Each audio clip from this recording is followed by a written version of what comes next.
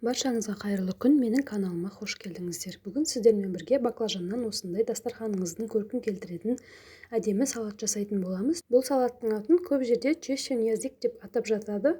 Өзім баклажан салат деп атаймын. Ендеше менімен бірге дайындап көріңіздер.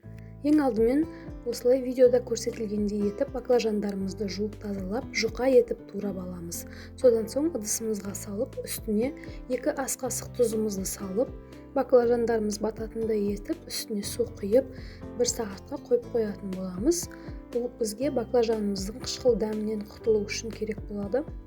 1 сағаттан кейін баклажандарымызды тұз судан алып, осындай бос ыдысқа салып қоятын боламыз. Ары қарай бізге ұсақталған нан қиқымы, яғни панировочный сухари керек болады. Панировочный сухаримізді алып, осындай бос ыдысқа төгіп аламыз және 2 жұмыртқаны жарып, үстіне 1 шым-шым тұз қосып, жақсылап араластырып аламыз. Бұл бізде баклажандарымызды батыру үшін керек болады. Видеода көргендей етіп қайталап жасап көріңіздер. Осылай баклажанымызды батырып, одан соң панировочный сухарикке батырып, аунатып алатын боламыз.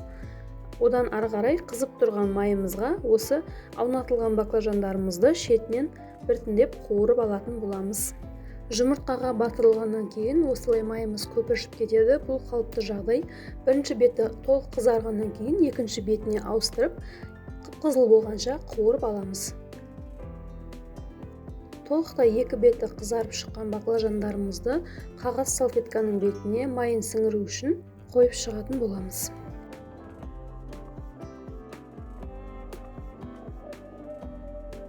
Осылайша туралған барлық баклажандарымызды жұмыртқаға салып, одан кейін панировочный сухариге аунатып, қызып тұрған майымызға қызарғанша қуырып алатын боламыз.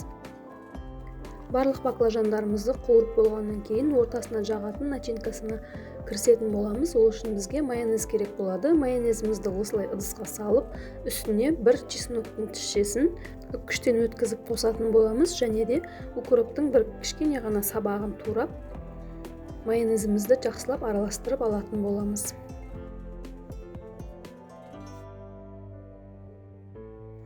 Ары қарай салат жапырағы қажет болады. Жақсылап жуып тазаланып алынған салат жапырақтарын видеода көрсетілгендей етіп, ортасынан турап, керек емес бөлігін алып тастайтын боламыз.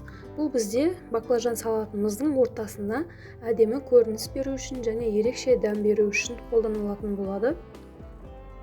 Осылайша барлық салат жапырақтарымызды турап дайындап аламыз және бізге келесі кезекте қызанақ керек болады. Қызанақтарымызды баклажанымыздың бойымен бірдей етіп кесіп, осылай видеода көрсетілгендей етіп турап шығатын боламыз.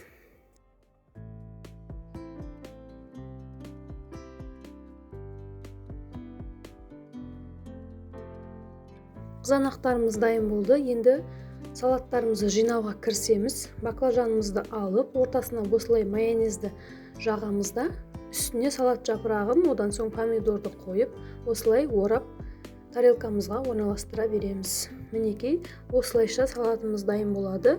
Міндетті түрде жасап көріңіздер. Дәмі өте ерекше, дастарханыңыздың сәнін келтіретіні сөзсіз.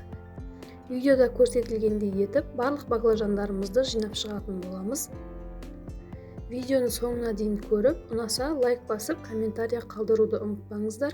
Қазақ тілді каналдың дамуына өз үлесіңізді қоса отырыңыз.